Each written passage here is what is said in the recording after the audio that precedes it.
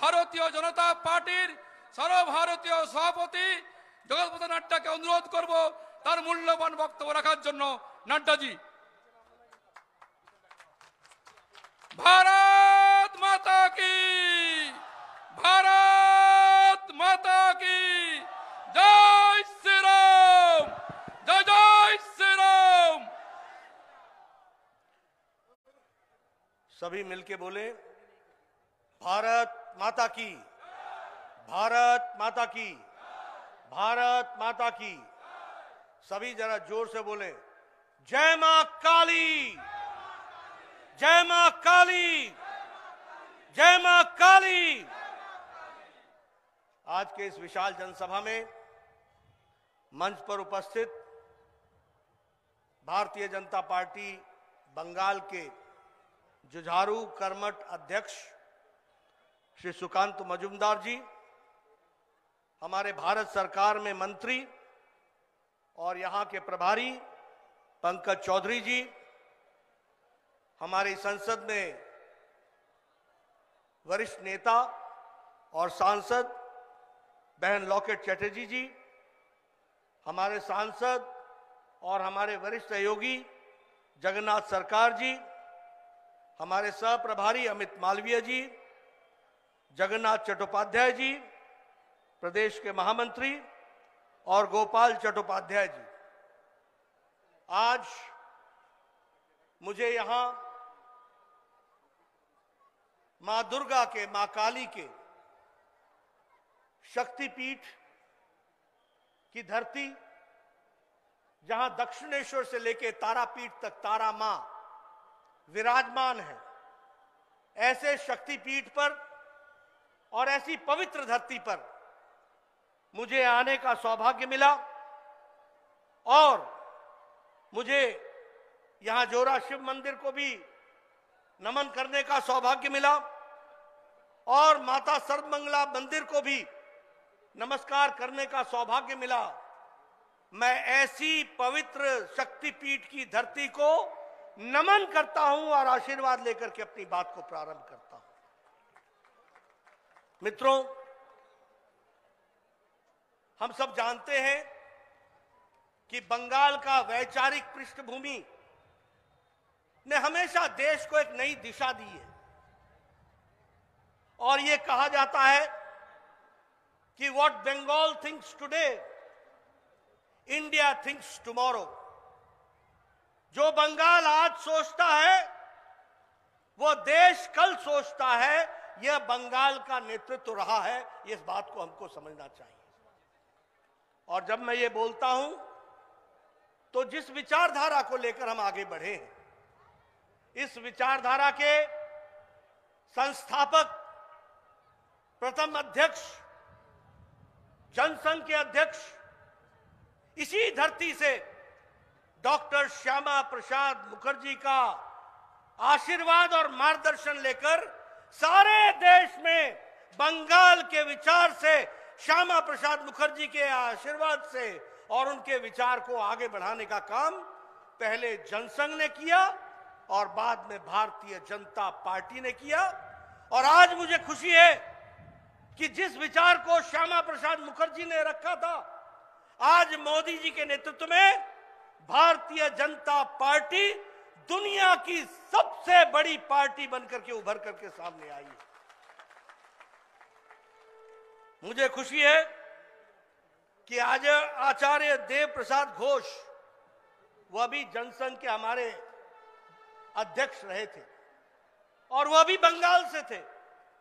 1965 से लेकर 1956 से लेकर 1965 तक वो हमारे अध्यक्ष रहे थे। ऐसी विचारधारा से ओतप्रोत इस धरती को मैं नमन करता हूं और आशीर्वाद लेकर के अपनी बात को प्रारंभ करता हूं।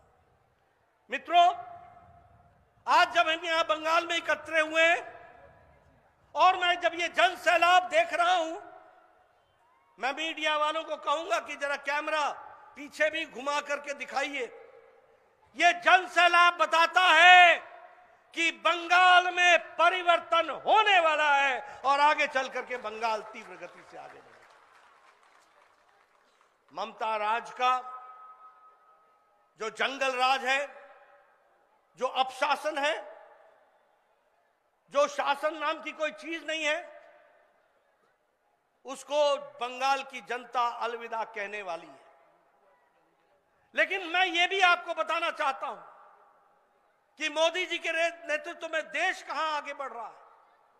आज मोदी जी के राज में जिस ब्रिटेन ने, ब्रिटानिया ने हमको 200 साल तक अंग्रेजों ने राज किया, आज मोदी जी के राज में 10वीं अर्थव्यवस्था से भारत ब्रिटानिया को पछाड़कर 5वें नंबर की अर्थव्यवस्था बन गया है। यह भी हमको याद रखना चाहिए। यह है विकास। आप लोग बचपन में सुना करते थे कि गाड़ियां तो जापान बनाता है और जापान में टोयोटा, डैटसन बनती थी। ऑटोमोबाइल इंडस्ट्री में जापान आगे था। लेकिन आज मोदी जी के राज में जापान को पछाड़कर भारत तीसरे नंबर की कार की इंडस्ट्री बन गया है। यह भी हमको याद रखना चाहिए। हम दुनिया से दवाई लेते थे, आज हम दुनिया को दवाई देने लगे हैं। दुनिया की फार्मेसी भारत बन गई है और सबसे सस्ती दवा और असरदार दवा भारत बनाने लगा है। यह परिस्थिति आई है।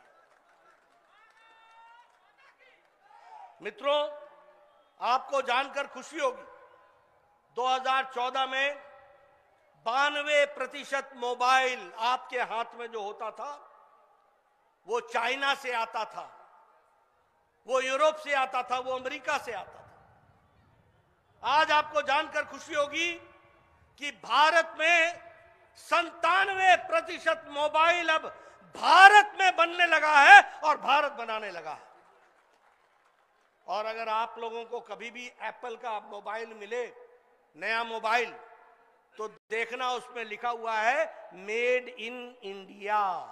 अब एप्पल भी इंडिया में बनने लगा है। इसलिए मित्रों, अगर मैं विकास की कहानी कहूं तो निश्चित रूप से भारत आगे बढ़ा है।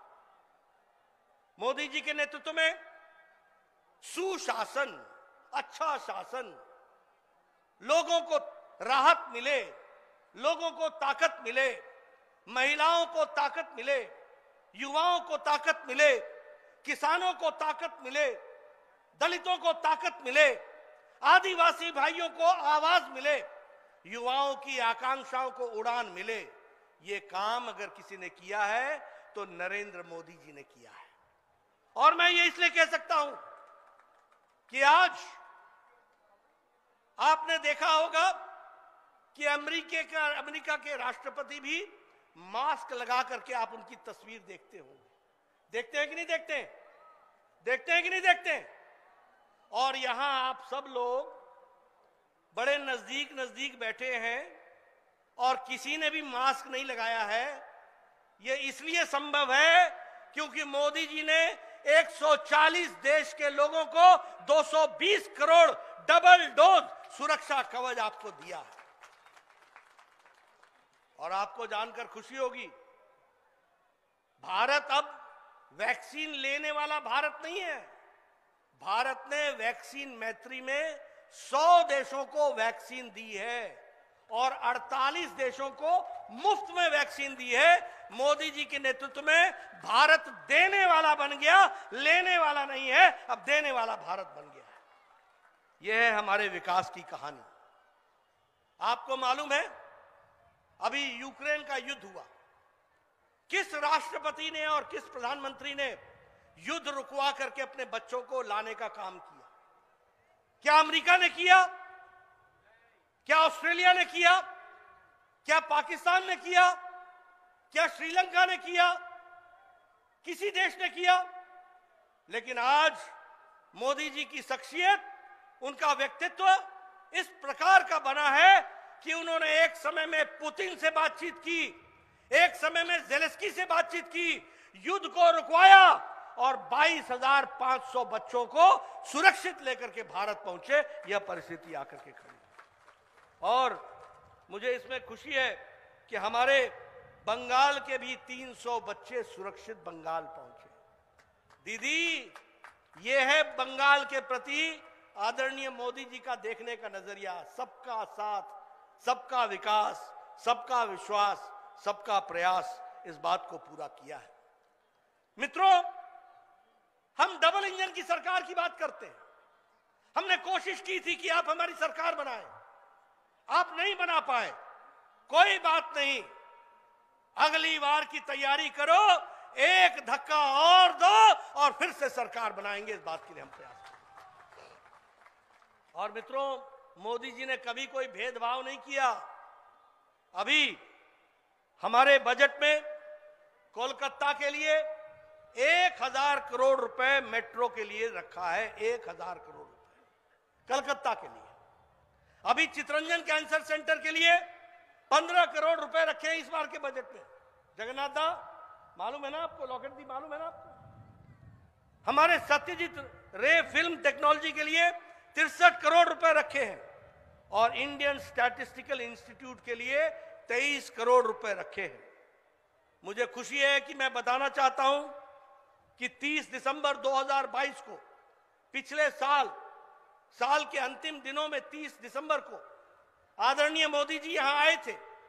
आपको मालूम होगा कि उनकी पूज्य माता जी का स्वर्गवास हुआ, लेकिन माता जी के अंतिम दर्शन करने के बाद और उनको अंतिम संस्कार करने के बाद मां भारती की सेवा में मोदी जी अगले घंटे जुट गए थे और उन्होंने बंगाल के दृष्टि से इस काम को किया था। और मुझे याद है कि उस दिन उन्होंने वंदे भारत को हावड़ा से न्यू जलपाईगुड़ी का फ्लैग ऑफ किया था। और उसी तरीके से 7800 करोड़ रुपए के प्रोजेक्ट्स का हमारा शिलान्यास मोदी जी ने किया था। और उसी तरीके से सीवेज प्लांट के लिए 2550 करोड़ रुपए दिए थे। उसी तरीके से जलपाईगुड़ी के नए रेलवे स्टेशन के लिए 335 करोड़ रुपए देकर के अब नया भव्य जलपाईगुड़ी का रेलवे स्टेशन बनेगा, इस काम को किया। और उसी तरीके से जोका ताराताला स्ट्रेच, पर्पल लाइन, कलकत्ता में मेट्रो का 2475 करोड़ रुपए का उसका भी इनॉग्रेशन किया, वो भी हमको ध्यान में रखना चाहिए। और उसी तरीके से Indian institute of water sanitation के लिए 100 करोड़ रुपए दिए गए और 30 तारीख को ही 7 सीवेज प्लांट के लिए 990 करोड़ रुपए आदरणीय मोदी जी ने दिए। ये मैंने आपको गिनाए, 100 करोड़, 500 करोड़, 900 करोड़, 2000 करोड़, 1000 करोड़। ये मोदी जी का बंगाल के प्रति समर्पण है, बंगाल की जनता के प्रति प्यार है, बंगाल को आगे बढ़ाने का योगदान है और बंगाल को मुख्य धारा में शामिल करने का उद्देश्य है। लेकिन यह भी मैं कहना चाहूंगा, नितिन गडकरी जी ने 3 नेशनल हाईवे प्रोजेक्ट 7500 करोड़ रुपए के दिए और उसमें सिलीगुड़ी, वेस्ट मेदिनीपुर और रायगंज, इनको नेशनल हाईवे से जोड़ने का काम पकड़ा। उसी तरीके से 1 जनवरी 2021 को 7000 करोड़ रुपए का वेस्ट बंगाल को जल जीवन मिशन में हमने योगदान प्रधानमंत्री जी ने किया है। मित्रों, हम यहीं नहीं रुके हैं। आदरणीय प्रधानमंत्री जी ने गांव, गरीब, वंचित, पीड़ित, शोषित, दलित, आदिवासी, युवा, किसान, इनको ताकत देने का काम किया है। और ताकत देने के लिए अगर हम कहें तो प्रधानमंत्री गरीब कल्याण अन्न योजना 80 करोड़ की जनता को 5 किलो चावल और 5 किलो गेहूं ये देने का काम प्रधानमंत्री जी ने किया। लेकिन मुझे दुख है कि यहां भी टीएमसी के कार्यकर्ताओं ने राशन चोरी का काम पकड़ा। किया कि नहीं किया चोरी? किया कि नहीं किया? टीएमसी के कार्यकर्ताओं ने आपके हकों पर डाका डाला कि नहीं डाला? ऐसे लोगों को रहने देना है क्या? मोदी जी अन्न भेजें और टीएमसी वाले यहां पर उसको भ्रष्टाचार में अनाज को अपने डाका डाल करके उसको अलग से मार्केट में बेचने का काम करें। अगर जल जीवन मिशन की बात करें तो जहां 7 करोड़ 88 लाख जल को नल से जोड़ने का काम हर घर में किया है, वहीं 53 लाख यहां पर भी करने का काम किया है। लेकिन दीदी का प्रशासन जल जीवन मिशन को भी ठीक ढंग से गरीबों के लिए लागू नहीं कर रहा है। अगर मैं बात करूं प्रधानमंत्री आवास योजना, मोदी जी का सपना है कोई गरीब आदमी झोपड़ी में नहीं रहेगा, कोई गरीब आदमी कच्चे मकान में नहीं रहेगा, कोई गरीब आदमी फूस के मकान में नहीं रहेगा, और बंगाल का एक एक व्यक्ति पक्के मकान में रहेगा। इसलिए प्रधानमंत्री आवास योजना मोदी जी ने शुरू की। लेकिन हमारी ममता दीदी ने यह प्रधानमंत्री आवास योजना को बांग्ला आवास योजना बना दिया।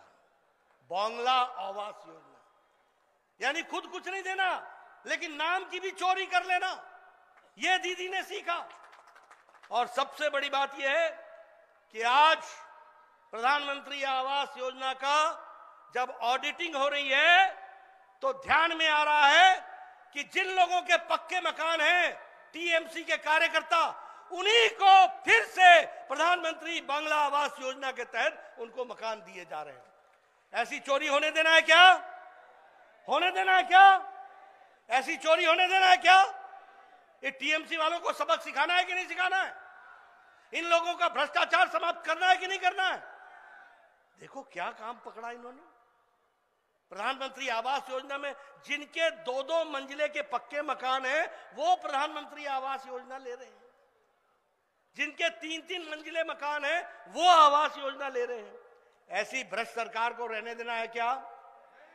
ऐसी भ्रष्ट सरकार रहनी चाहिए क्या? स्वच्छ भारत मिशन में 74 लाख बहनों को इज्जत घर दिया गया। इसका मतलब बंगाल में 74 लाख बहनें अपने दैनिक नित्यक्रम के लिए खेतों में जाया करती थी। यह कैसा बंगाल था? यह कैसा देश था?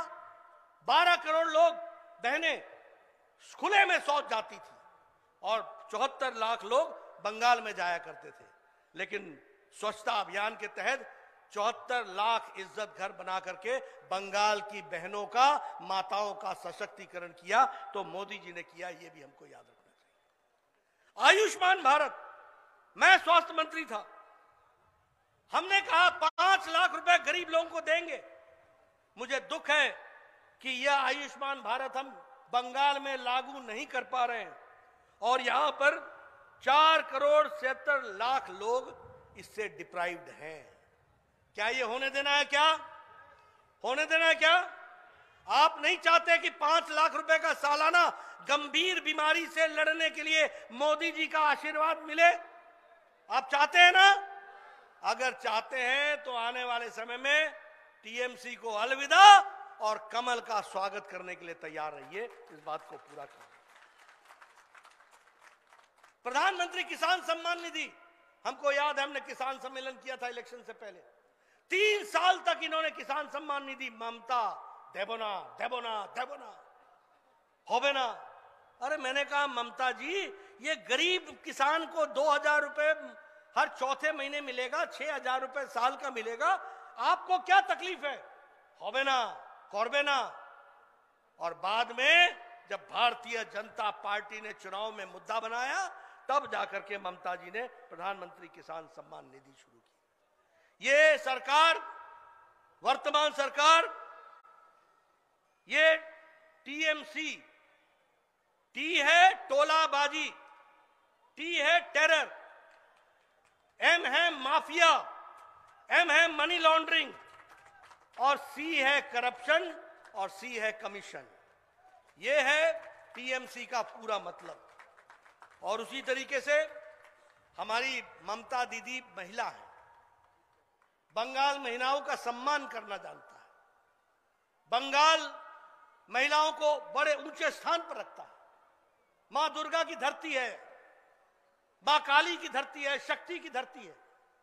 लेकिन मुझे दुख के साथ बताना पड़ता है आपको कि महिलाओं पर अत्याचार में बंगाल 4थे नंबर पर खड़ा है देश में। हमारे एसिड के अटैक में बंगाल देश में नंबर 1 पर खड़ा है। यह है महिला का सशक्तिकरण, यह है महिलाओं को इज्जत देने का काम।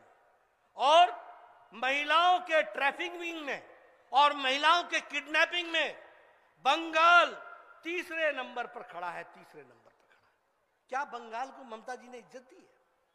एक महिला मुख्यमंत्री और महिलाओं की यह दुर्गति, डाउरी डेथ्स में, दहेज के डेथ में गुजरात, बंगाल पहले 5 राज्यों में आता है, पहले 5 राज्यों में यह परिस्थिति आकर के खड़ी हुई है। और उसी तरीके से भ्रष्टाचार की बात करें तो एसएससी स्कैम हुआ है कि नहीं हुआ है? हुआ है कि नहीं हुआ है? टीईटी रिक्रूटमेंट स्कैम हुआ है कि नहीं हुआ है? लॉटरी स्कैम हुआ है कि नहीं हुआ है? ये सारे स्कैम की जननी है तो वह ममता जी की सरकार है। और इसीलिए मैं भी कुछ बांग्ला में একটু আমি চেষ্টা করবেন, বাংলা में कुछ बोलूंगा। और दीदी আপনার নাম তো মমতা, আপনি কবে থেকে নির্মমতা হয়ে গেলেন? কার্টুন পছন্দে হয়নি বলে একজনকে জেল পাঠিয়ে দিলেন। শেষ হবে হিংসার খেলা, শেষ হবে কাটমানির খেলা, শেষ হবে তোলাবাজির খেলা, শেষ হবে সিন্ডিকেটের খেলা, শেষ হবে টিএমসির খেলা, শেষ হবে। দিদি আপনি কে খেলা শেষ হবে। মা মাটি মানুষ এর মিথে সরকার और नहीं दरकार। চাকরি বিক্রি কোটি কোটি লুট করেছে হওয়াই চটি।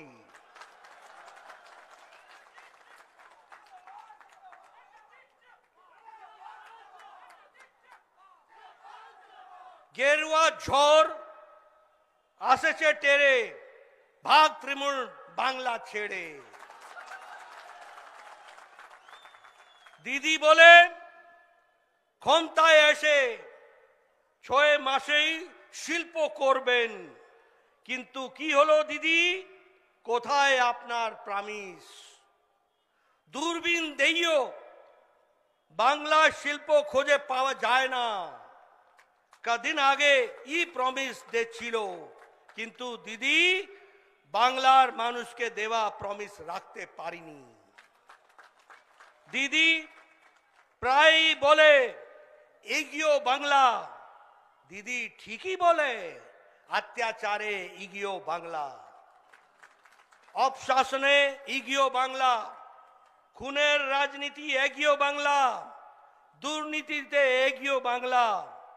চলুন সবাই মিলে সংকল্প নিই, বাংলায় তৃণমূলের अत्याचार और नहीं, दुर्नीति और नहीं, हिंसा और नहीं, एबार सुशासन, एबार बीजेपी।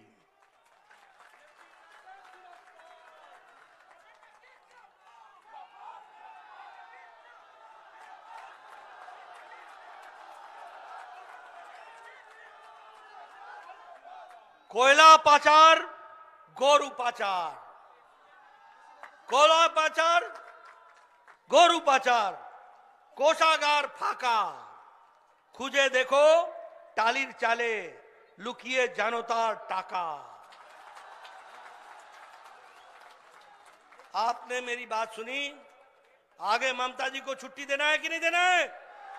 देना है कि नहीं देना है? घर बैठाना है कि नहीं बैठाना है? पीसी भाईपो को नमस्ते करना है कि नहीं करना है? टोलाबाजी समाप्त करनी है कि नहीं करनी है? कट मनी कमीशन समाप्त करना है कि नहीं करना है?